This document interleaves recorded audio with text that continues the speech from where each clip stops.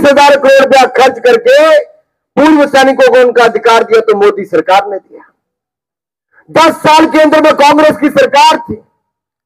2004 से 14 तक हमारे फौजी कहते रहे लड़ाकू विमान दे दो, लेटेस्ट हथियार दे दो, बुलेट प्रूफ जैकेट दे दो, बर्फ में सेवा देने के लिए स्नो बूट स्नो सूट दे दो। लेकिन कांग्रेस के लोग दिवाली खाने में मस्त थे, खरीदारी नहीं कर पाए। फौजियों की हत्याएं होती गई, शहादत होती गई, लेकिन कांग्रेस के लोग दलालियां खाने में मस्त और व्यस्त रहे। क्या हमको बुलेट प्रूफ जैकेट मिलनी चाहिए थी कि नहीं मिलनी चाहिए थी? लड़ाकू विमान मिलने चाहिए थे कि नहीं मिलने चाहिए थे? लेटेस्ट हथियार मिलने चाहिए थे कि नहीं मिलने चाहिए थे? अरे जो कांग्रेस ने उस समय नहीं दिया, मोदी जी ने 3,70,000 करोड़ से बजट को बढ़ाकर 7 लाख करोड़ रुपया डिफेंस का बजट कर दिया। 7 लाख करोड़ रुपया कर दिया। हमने सीमाओं को सुरक्षित करने के लिए फेंसिंग, कटीली तारे लगानी शुरू कर दी। हमने लड़ाकू विमान, दुनिया का सबसे लेटेस्ट विमानों में से रफाल खरीदकर भारत को दिया। अब भारत में रफाल बनाने की शुरुआत भी हो रही है। तेजस लड़ाकू विमान भारत ने अपना खुद बना लिया और 100 विमान हम अपने लिए तो बना रहे, 150 दुनिया भर के देशों को बनाकर भी आज हमारा भारत दे रहा है। कल दुनिया की ओर देखते थे, आज आत्मनिर्भर भारत रक्षा क्षेत्र में मोदी सरकार ने बनाने का काम किया। हमने लड़ाकू विमान के साथ साथ लेटेस्ट हथियार, आज देश में अलग अलग हथियारों की फैक्ट्रियां लग रही हैं। कभी हम दुनिया से लेते थे, आज हमने 1000 से ज्यादा हथियारों के पार्ट्स की खरीदारी विदेशों से बंद कर दी।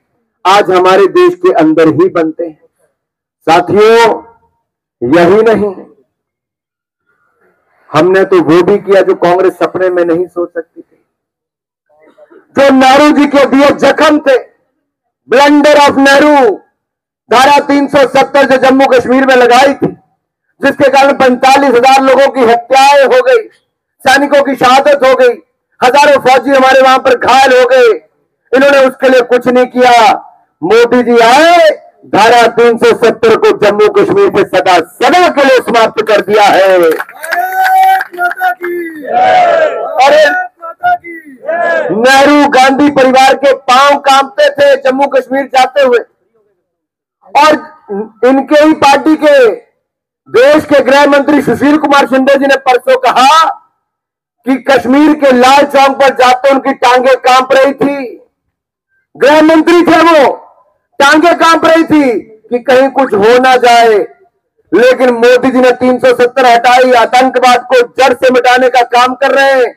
आज आप में से कोई भी लाल चौक पर जाइए, तिरंगे की रोशनी में लाल चौक जगमगाता है और तिरंगा झंडा 24 घंटे फहराता है। वहां पर टहल सकते हो, घूम सकते हो, चाय कॉफी पी सकते हो, खरीदारी कर सकते हो।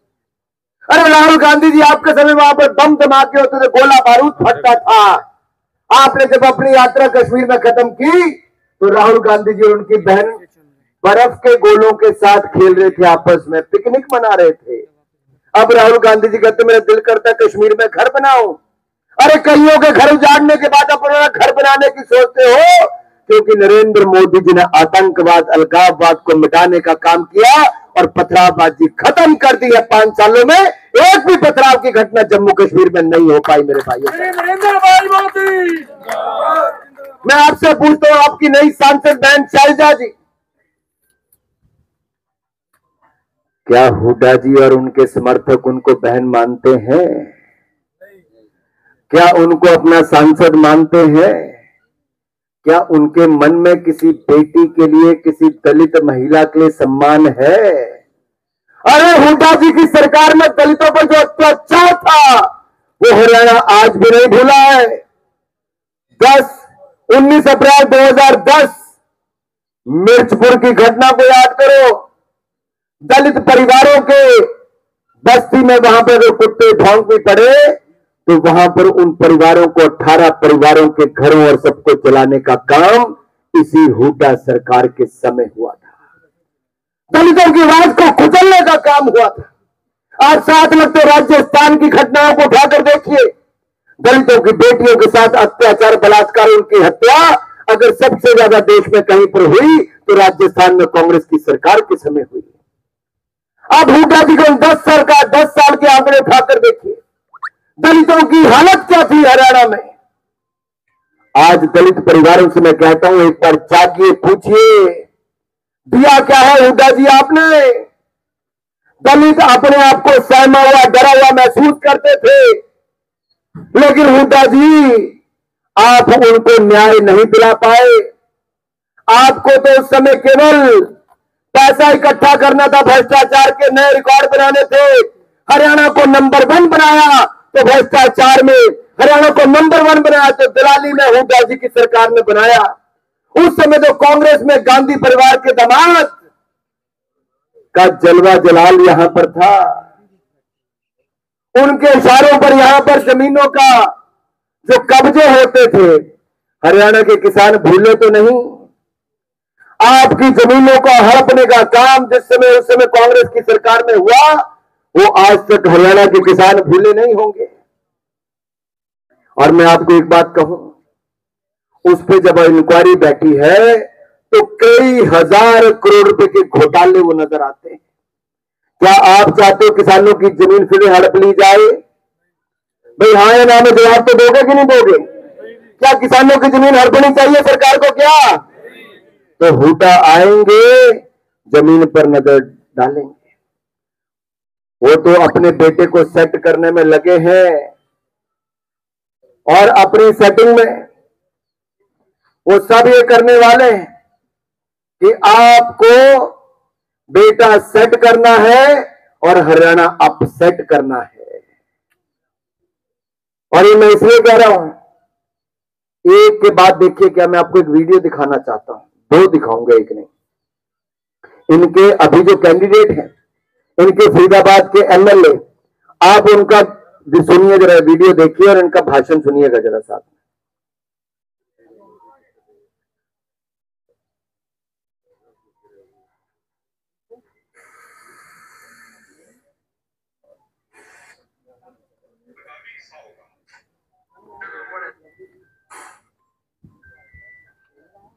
क्षमा चाहता हूं, थोड़ा सा टाइम लग रहा है, लेकिन घोटाले थोड़ा टाइम ही लगते निकालते हैं।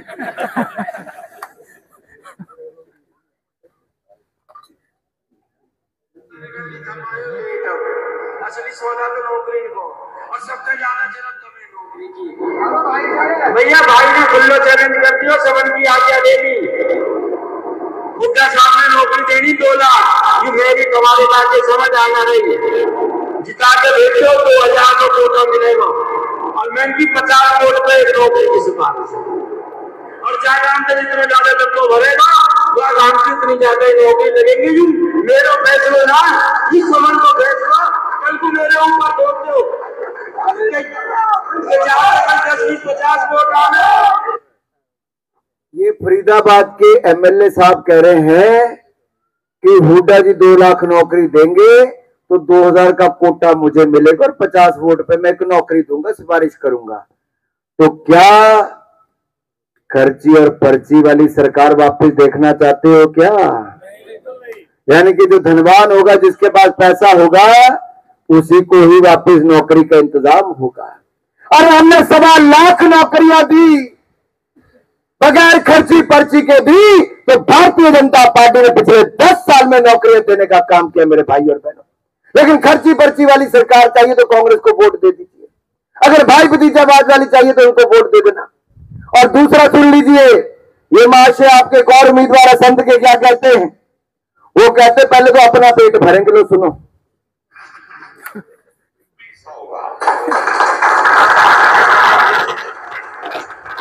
और जब सरकार के अंदर संघ का हिस्सा होगा तो अपने रिश्तेदारों में भी खुश करेंगे अपन, जो बाहर से भाई मत में आ रहे, भाईचारे ने भी करेंगे, और पहले अपना घर तो भरेंगे ही, अपना भी भरेंगे। तो इसलिए सरकार में बढ़ने के लिए इलेक्शन जीतना जरूरी। अब इन्होंने अभी सरकार बनी नहीं, घर भरने की तैयारी पहले कर ली है, नौकरी बेचने की तैयारी कर ली है। अभी भी समय जाग जाओ। ये जाति के नाम पे बांटेंगे, धर्म के नाम पे बांटेंगे, किसी आंदोलन के नाम पे बांटेंगे, पटना नहीं है, मिटना नहीं है। हरियाणा को बचाना है तो कमल का फूल खिलाना है, फिर भारतीय जनता पार्टी की सरकार को बनाना है।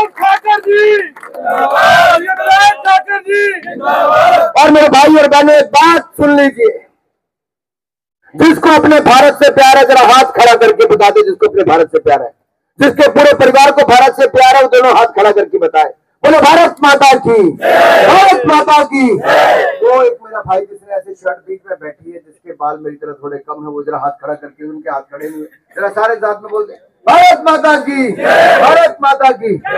मेरे भाई राहुल गांधी जी ने विदेश में जाकर क्या कहा, क्या कहा राहुल जी ने? राहुल जी ने कहा हम आएंगे, आरक्षण को खत्म करेंगे। क्या आरक्षण खत्म कर देना चाहिए? क्या दलितों के, अनुसूचित जनजाति के, पिछड़ा वर्ग के सब अधिकार खत्म कर देने चाहिए क्या?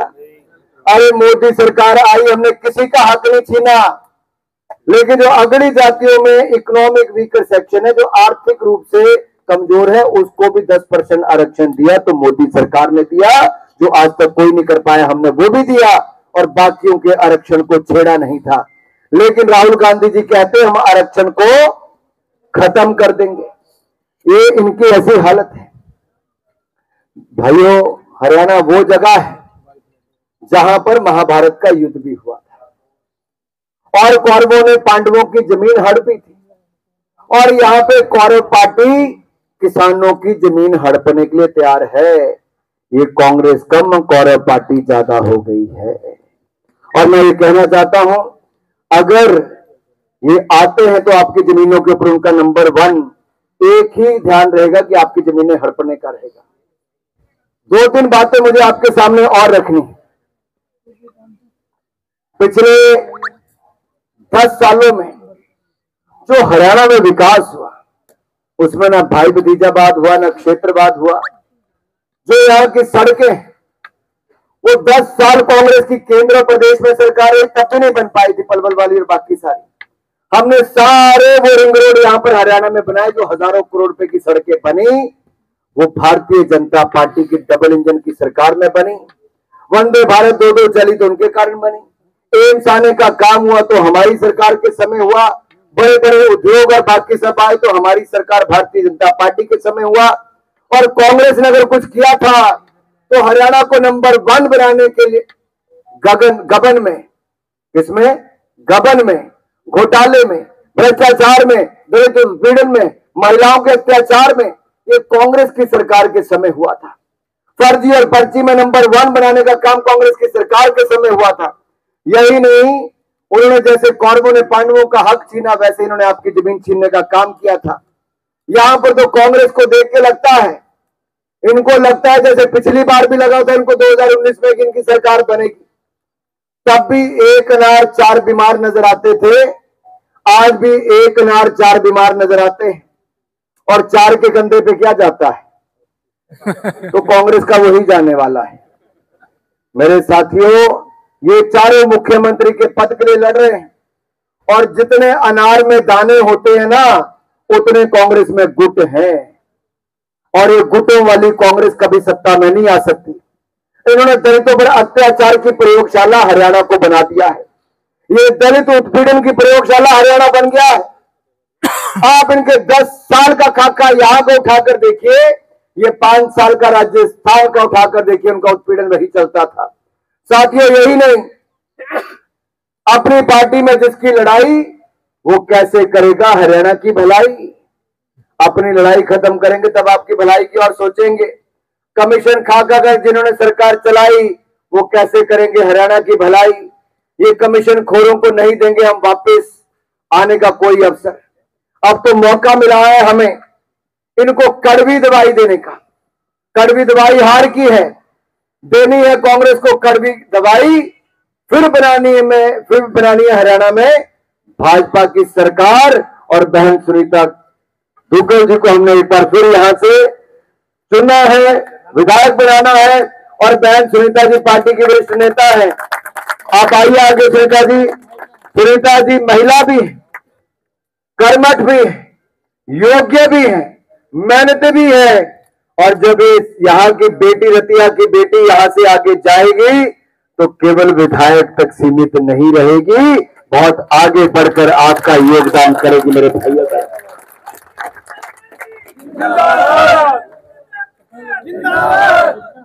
भाई और बहनों, कांग्रेस ने एक ऐसे व्यक्ति को टिकट दी है, नूह में जो कांड हुआ वो आप सब याद रखते हैं कि नहीं रखते हैं? नूह में जो दंगा हुआ याद है कि नहीं? अब एक दंगे तक सीमित रखना कि कई दंगे और हरियाणा में करवाने? उस दंगे में मास्टरमाइंड जैसी भूमिका रखने वाले कई लोग, और उनमें से उनका समर्थन करने वालों में से एक ऐसे व्यक्ति को कांग्रेस ने वहां से नूह से टिकट दे दी है। आप सोचिए ये क्या क्या कर रहे हैं। और वहां दूसरी ओर अरविंद केजरीवाल जी ने एक ऐसी महिला को दिल्ली का मुख्यमंत्री बनाया जिसका पूरा परिवार संसद पर हमला करने वाले आतंकवादी को बचाने के लिए लगे थे। अफजल गुरु को, जिसको सुप्रीम कोर्ट ने फांसी की सजा दी, दिल्ली की नई मुख्यमंत्री का परिवार रातों रात उसको बचाने के लिए पूरी रात दिन मुशक्कत कर रहा था। और यही नहीं, उमर अब्दुल्ला राहुल गांधी जी की पार्टी का गठजोड़ है। ये लोग कहते हैं अफजल गुरु को फांसी नहीं देनी चाहिए थी। हमारे कई सैनिक वहां पर शहीद हुए। मैं आपसे पूछता हूं हरियाणा की जनता से, साथियों, क्या आतंकवादी हमला करने वालों को और षड्यंत्र में भाग लेने वालों को फांसी की सजा देनी चाहिए कि नहीं देनी चाहिए? देनी चाहिए कि नहीं देनी चाहिए? तो कांग्रेस पार्टी उनको बचाने में क्यों लगी है? उनके केस लड़ने में क्यों लगी है? ये राहुल गांधी की मोहब्बत की दुकान है, जहां नूह के दंगों का नफरत का सामान बिका है। ये राहुल गांधी जी के मोहब्बत की दुकान है, जहां अफजल गुरु जैसे आतंकवादी को बचाने के लिए लोग आवाज उठाते हैं। ये राहुल गांधी जी की मोहब्बत की दुकान है, जो जाति, धर्म और क्षेत्र के नाम पे देश को बांटना चाहते हैं। अगर प्रधानमंत्री जी गणेश पूजा करते हैं तो प्रधानमंत्री जी के खिलाफ बार बार बयान दिए जाते हैं। गणेश पूजा करना क्या अपराध है देश में? क्या गणेश पूजा करना अपराध है क्या? मैं अपने सिख भाइयों से पूछता हूं, भाई और बहनों, 1984 में जब सिखों के केश कटे थे, गले कटे थे, महिलाओं के साथ अत्याचार दुराचार हुआ था, देश में किसकी सरकार थी? किसकी सरकार थी? कांग्रेस की। अरे हजारों सिख भाइयों का कत्लेआम हुआ, कृपाण उतारने पर मजबूर कर दिया गया, गुरुद्वारे में जाने पर रोक लग गई, केस काट दिए गए, ऑपरेशन ब्लू स्टार हुआ, ना जाने क्या क्या किया गया। आज वो विदेश में जाकर कहते हैं कि सिखों को पगड़ी पहनने का हिंदुस्तान में अब अधिकार नहीं। मैं अपने सिख भाई बैठे, मैं आपसे पूछता हूं, यहां पर भी भाजपा की सरकार है, दिल्ली में भाजपा की सरकार है। पिछले 10 सालों में क्या आपको केश रखने में, पगड़ी पहनने में किसने रोका? क्या कड़ा पहनने पे किसने रोका? क्या गुरुद्वारा जाने में किसने रोका? क्या? अरे राहुल गांधी नहीं, ये झूठ की दुकान है मेरे भाई और बहनों, नफरत बांटने वाला सामान है ये। अगर ऐसे लोग यहां पर आएंगे तो समाज को बांटने का काम ही करेंगे। अरे मोदी जी आए, गुरु नानक देव जी का 550वां प्रकाश उत्सव धूमधाम से पूरे देश में मनाया गया, तो मोदी सरकार में मनाया गया। गुरु तेग बहादुर जी का 400वां प्रकाश उत्सव पूरे धूमधाम से पूरे देश में मनाया गया। साहबजादों की शहादत को देश भूल गया था, आज पूरा देश वीर बाल दिवस मनाता है, तो साहबजादों की शहादत पर मनाता है।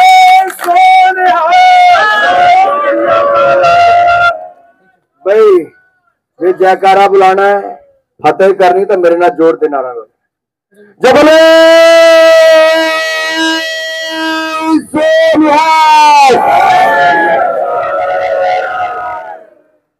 भाई और बहनों, हमने यही नहीं, कोई हमारा गुरुपर्व आता है तो आप देखिए नरेंद्र मोदी जी गुरुद्वारे में जाके सेवा भी करते हैं, पाठ भी करते हैं। लेकिन किस तरह से भारत को बदनाम करने का काम राहुल गांधी विदेशों में कर रहे हैं, समाज को बांटने का काम करते हैं। मैं सिख भाइयों से पूछता हूं, यहां पर बहनों से पूछता हूं, करतारपुर लांघा सुनिया नहीं सुनिया? तुसी करतारपुर कॉरिडोर किसने बनाई? अरे नारी जी की गलती थी, जो 75 साल पहले गुरुद्वारा पाकिस्तान में छोड़कर आ गए थे। ये मोदी सरकार आई तो करतारपुर कॉरिडोर बनाने का काम भी किया, हेमकुंड साहब में रोपवे लगाने का काम भी किया, बड़ी चौड़ी सड़कें बनाने का काम भी हमारी सरकार कर रही है। हमने तो समाज को बांटा नहीं, एकजुट करने का काम किया। दलित भाइयों बहनों को जितने अधिकार हमने दिए, किसान भाइयों से पूछता हूं, कभी खाद की कमी हमने आने नहीं दी। पिछले 10 सालों में कांग्रेस के समय लाठियां चलती थी, खाद की कमी होती थी, ब्लैक में मिलती थी। और मैं आपको एक बात और कहूं, इन्होंने तो केवल 25-30 हजार करोड़ रुपए का कर्जा माफ किया था। हमने पिछले 10 सालों में नहीं, पिछले 6 सालों में 3,20,000 करोड़ रुपया पीएम किसान सम्मान में आपके खाते में डालने का काम किया। साल का 6,000 मोदी सरकार ने किया। हमने मुआवजा दिया 1.5 लाख करोड़ से ज्यादा प्रधानमंत्री फसल बीमा योजना में दिया। किसानों को बैंकों से पैसा मिला तो 2014 में कांग्रेस की सरकार में 7,20,000 करोड़ रुपया मिला। हमने पिछले साल 21 लाख करोड़ रुपया दिया, जो 3 गुना ज्यादा है। बैंकों से किसानों को पैसा ज्यादा मिल रहा है। हमने इंटरेस्ट रेट को ट्रैक्टरों पर बाकी जगह कम करने का काम किया। हरियाणा में कांग्रेस वालों से मैं पूछता हूं, ये पंजाब में भी भगवंत मान जी की सरकार बनी, पहले गला फाड़ फाड़ के कहते थे केंद्र सरकार नहीं लेगी तो मैं सारी फसलों को लूंगा, नहीं ले पाए। लेकिन हमारी सरकार है भारतीय जनता पार्टी की, हम कहते सीना ठोक के, हमने पहले भी पूरी खरीदारी की। एमएसपी एक फसल पर नहीं, 24 की 24 फसलों को खरीदने का काम भारतीय जनता पार्टी करेगी। मेरे भाई, हम कांग्रेस की तरह नहीं है, झूठ बोलते हैं और सत्ता में आते हैं। मेरे कुछ भाई बहन यहाँ पर जो हिमाचल वाले बैठे, जरा हिमाचल में फोन करके पूछना। 1.5 साल पहले इन्होंने सरकार बनाई तो कहा था 300 यूनिट बिजली के मुफ्त में देंगे, महिलाओं को 1500 रुपया खाते में डालकर देंगे। सुनीता जी, इन्होंने यहां तक कह दिया पानी मुफ्त में देंगे, न जाने क्या क्या वायदे कर दिए। 1 रैंक ओपीएस देने की बात की, ओल्ड पेंशन स्कीम। आज 1.5 साल से ज्यादा हो गया, ओल्ड पेंशन स्कीम तो दूर की बात, बहनों को 1500 रुपया महीना तो दूर की बात, बिजली यूनिट 300 यूनिट मुफ्त दूर की बात, जो 125 यूनिट हमने दिए थे वो भी बंद कर दिए, जो पानी मुफ्त हमने दिया वो भी बंद कर दिया, बिजली का बिल देना शुरू कर दिया, पानी का बिल देना शुरू कर दिया। और जो सरकारी कर्मचारी अधिकारी, उनकी तनख्वाह और पेंशनर की पेंशन 5 तारीख और 10 तारीख से पहले नहीं आ रही। हिमाचल प्रदेश पर 95,000 करोड़ रुपए का कर्जा 1.5 साल में चढ़ा दिया। 95,000 करोड़ का कर्जा। कांग्रेस के लोग यहां आएंगे तो यहां भी करेंगे। कर्नाटक की हालत भी वही कर दी है। क्या आप भी चाहते हो हरियाणा की हालत वैसी हो जाए? आप चाहते हो हरियाणा में भी दिवालियापन हो जाए क्या? तो कांग्रेस आएगी तो दिवालियापन की ओर ले जाएगी। मैं साथ में बताता हूं, कर्नाटक और हिमाचल दो मीडिया के सामने खड़ा होकर कहता हूं, 2 राज्यों की हालत ऐसी कर दी इन्होंने। मेरे साथियों, मेरे आज 5 कार्यक्रम और है। अभी मुझे अभी कलायत भी जाना है और मेरी कालका तक प्रोग्राम है, इसलिए मैं आपका समय ज्यादा नहीं लूंगा। भवानी भाई और अपनी पूरी पार्टी के सभी वरिष्ठ नेताओं को, प्रिंस भी है, विष्णोई है, शायद सबका जिला अध्यक्ष मेरे युवा मोर्चा के पुराने साथी रहे, पार्टी के सभी वरिष्ठ नेताओं को, राहुल राणा जी हमारे प्रदेश के सचिव है, पूर्व युवा मोर्चा के अध्यक्ष है। मैं सबका नाम इसलिए नहीं ले रहा, पहले सबने ले लिया है।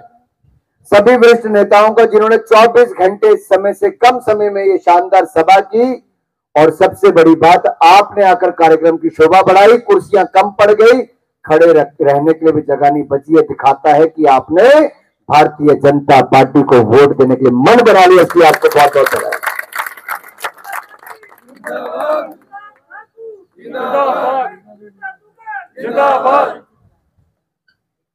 भाई और बहनों, एक अंतिम निवेदन आपसे करके जा रहा हूं। बहुत कम समय चुनाव का है, सरकारें निरंतर चलती हैं तो उसका बहुत लाभ मिलता है। मोदी जी को आपने तीसरी बार देश का प्रधानमंत्री बनाया, तो आज देखिए यूक्रेन रशिया के युद्ध में भी लोग देखते हैं कि मोदी जी वहां पर सुलह करवा सकते हैं। इजराइल के युद्ध में भी लगता है मोदी जी या भारत आज वहां पर, पहले भारत दुनिया की ओर हाथ फैलाता था, आज दुनिया भारत की ओर उम्मीद भरी नजरों से देखती है, क्योंकि हिंदुस्तान की जनता ने भारतीय जनता पार्टी को तीसरी बार देश का सरकार बनाई और मोदी जी को देश का प्रधानमंत्री बनाया। इसलिए मैं आपका आभार प्रकट करता हूं। इसलिए हरियाणा में भी तीसरी बार भारतीय जनता पार्टी को बनाइए, विकास की रफ्तार को लगातार तेज रखिए और बहन सुनीता दुग्गल जी को जिताइए, विधायक आप बनाइए। आगे बढ़ाने की जिम्मेदारी हमारी पार्टी की है, इस बात का विश्वास आपको दिलाता हूं।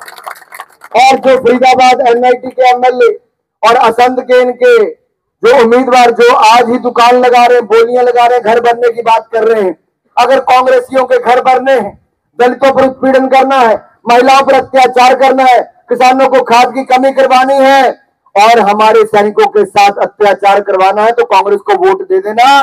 अगर हमारे अग्निवीरों को परमानेंट नौकरी जब तक है वो तब तक परमानेंट नौकरी 100% देने का वायदा किया है, तो भारतीय जनता पार्टी ने क्या हम करके दिखाएंगे मेरे भाई और बहन। आप सब आए, आप सब जुड़े, आप सबका बहुत बहुत आभार। जय भारत, जय हरियाणा, 2-3 नारे मेरे साथ लगा दे। भारत माता की वंदे वंदे, भारतीय जनता पार्टी जिंदाबाद।